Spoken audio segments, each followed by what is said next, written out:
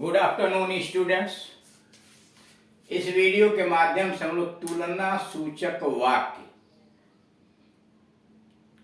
यानी ऐसे वाक्य जिसके अंतर्गत एक व्यक्ति या वस्तु की दूसरे व्यक्ति या व्यक्तियों या वस्तुओं से तुलना की जाती है,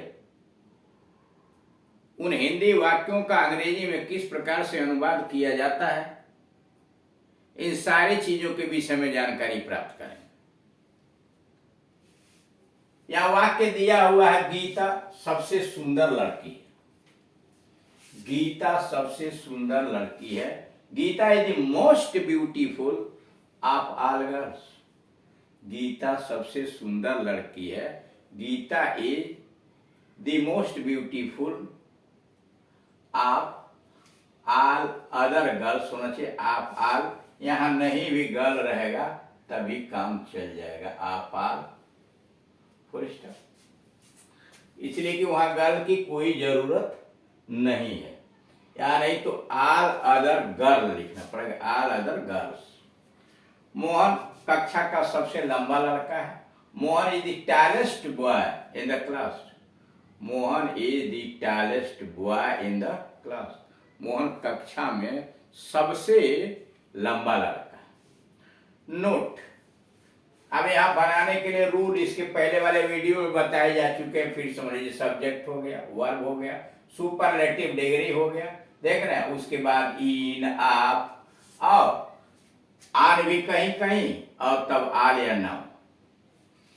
नोट, छोटे छोटे एडजेक्टिव की सुपरलेटिव डिग्री इस प्रकार बनाई जाती है। यानी अगर कम सिलेबल वाले एडजेक्टिव हैं, जैसे वाइज, टाल, हाई, क्लेवर, ये छोटे सिलेबल वाले हैं, यानी कम स्पेलिंग, कम अक्षरों से बने हुए शब्द हैं। ऐसे एडजेक्टिव की जब सुपरलेटिव डिग्री बनाई जाती है तो उसके पीछे ईएसटी जोड़ देते हैं। जैसे टाल में ईएसटी जोड़ा, टालेस्ट। हाई में ईएसटी जोड़ा, हाईएस्ट। क्लेवर में ईएसटी जोड़ा, क्लेवर रेस्ट, है ना। वाइज में ईएसटी जोड़ा, वाइजेस्ट। उसी बात को यहां लिखा गया है, एडजेक्टिव में ईएसटी जोड़ दीजिए। जैसे टैलेस्ट, ब्रेव में ईएसटी जोड़ा, ब्रेवेस्ट। वाइज में ईएसटी जोड़ा, वाइजेस्ट। नोट नंबर 2, सबसे लंबे लंबे एडजेक्टिव की सुपरलेटिव डिग्री इस प्रकार बनती है। लंबे लंबे का मतलब हुआ कि जिसमें अधिक सिलेबल है, यानी जिसकी स्पेलिंग में काफी अक्षर लिखे हैं, जैसे ब्यूटीफुल, इंटेलिजेंट। ये क्या है? लंबे लंबे सिलेबल वाले ऐसे एडजेक्टिव हैं कि जिनका सुपरलेटिव बनाने के लिए ईएसटी नहीं जोड़ते हैं, बल्कि उसके पहले मोस्ट लगा देते हैं। जैसे ब्यूटीफुल का बनाना है तो मोस्ट ब्यूटीफुल, इंटेलिजेंट का बनाना है तो मोस्ट इंटेलिजेंट, यूजफुल का बनाना है तो मोस्ट यूजफुल, ऐसे करके। जैसे मोस्ट लगा दीजिए और एडजेक्टिव लगा दीजिए तो most useful, most intelligent, most beautiful. यानी अधिक सिलेबल वाले एडजेक्टिव की सुपरलेटिव डिग्री बनाने के लिए उसके पहले मोस्ट लगा देते हैं। नोट नंबर 3, सुपरलेटिव डिग्री के बाद आप आता है। सुपरलेटिव डिग्री के बाद आप आता है प्रदेश स्थान सूचक शब्दों के साथ इन का प्रयोग होता है। कहा जा रहा है सुपरलेटिव डिग्री के बाद आप आता है, लेकिन अगर देश या स्थान सूचक शब्द हो तो उनके बाद इन आएगा। जैसे बेस्ट ऑफ ऑल, सबसे अच्छा। वाइजेस्ट ऑफ ऑल बॉयज, लेकिन smallest in the class, of the class नहीं, स्मॉलेस्ट इन द क्लास। इसलिए क्या है? यह स्थान सूचक है। Smallest in India, smallest in India, smallest in the village, ऐसे करके। नोट नंबर 4, ऐसे कुछ वाक्यों में से बहुत अधिक, से कहीं अधिक, ऐसे कुछ वाक्यों में से बहुत अधिक या से कहीं अधिक धन विशेषण का प्रयोग होता है। कर ऐसे कुछ वाक्यों में से बहुत अधिक या से कहीं अधिक प्लस विशेषण आता है, इनका अनुवाद होता है by far the superlative. By far the superlative एक तरीका है। दूसरा तरीका इनका यह है कि मच दी सुपरलेटिव। दूसरा तरीका मच दी सुपरलेटिव। तीसरा तरीका है दी वेरी सुपरलेटिव। दी वेरी अब तब धन सुपरलेटिव, दी वेरी सुपरलेटिव।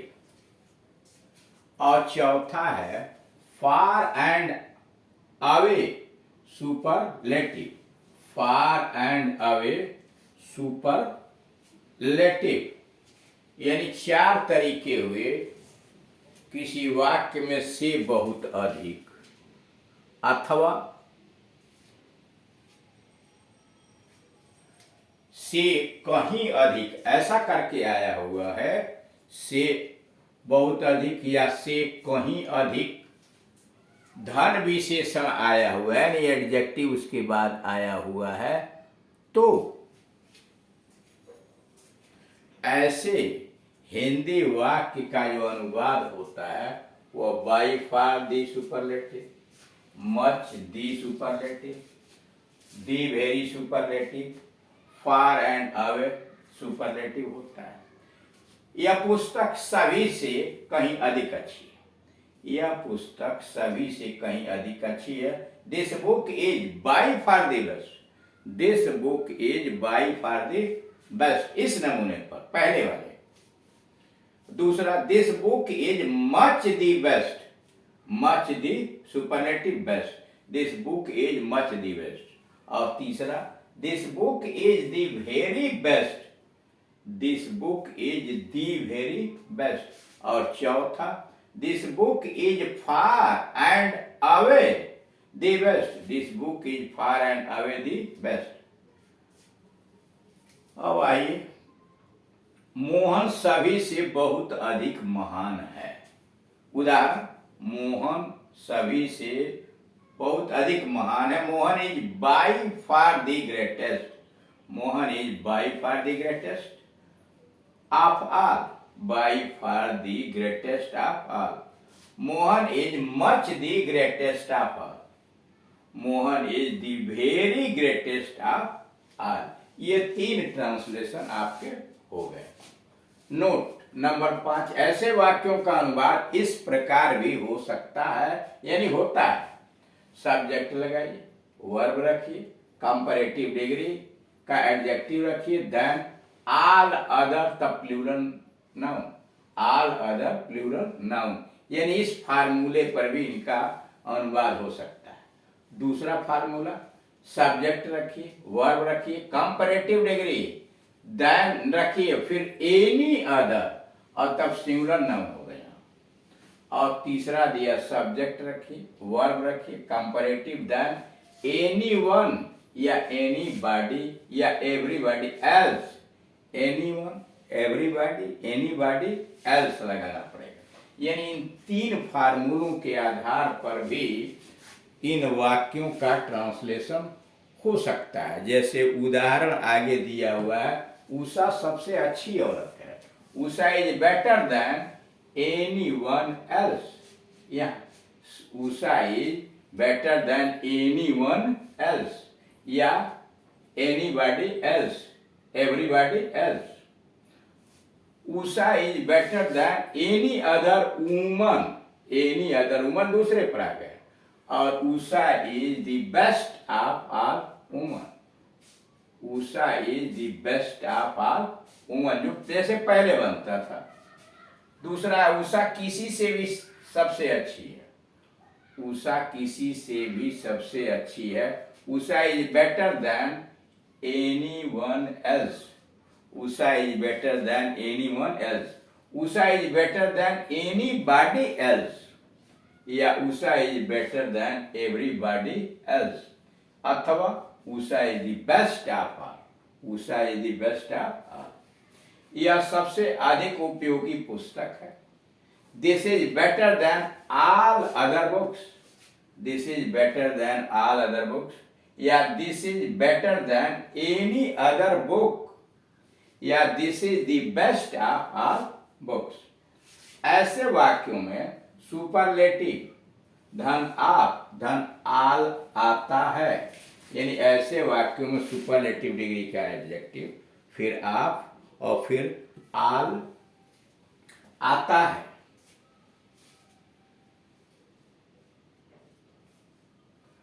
या कंपैरेटिव धन देन धन all other any one else anybody else everybody else आता है।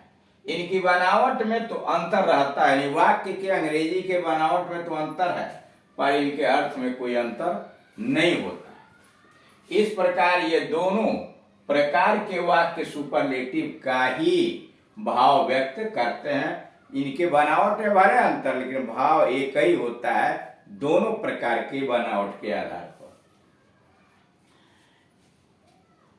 इसलिए अनुवाद इस प्रकार न करें। Comparative than than all anyone anybody everybody, जैसे Usha is better than all woman, गलत है। Usha is better than all woman गलत है। Usha is better than anybody, यह भी गलत है। एनी बॉडी एल्स लिखना चाहिए। यहां पर वाक्य में ऑल अदर वुमन लिखना चाहिए, यानी पहले वाक्य में ऑल अदर वुमन और दूसरे वाक्य में एनी बॉडी एल्स का प्रयोग होना आवश्यक है। तो इस प्रकार से आपने देखा कि सुपरलेटिव डिग्री के अंतर्गत भाव व्यक्त करने के लिए किस प्रकार से अनुवाद किया जाता है। Thank you.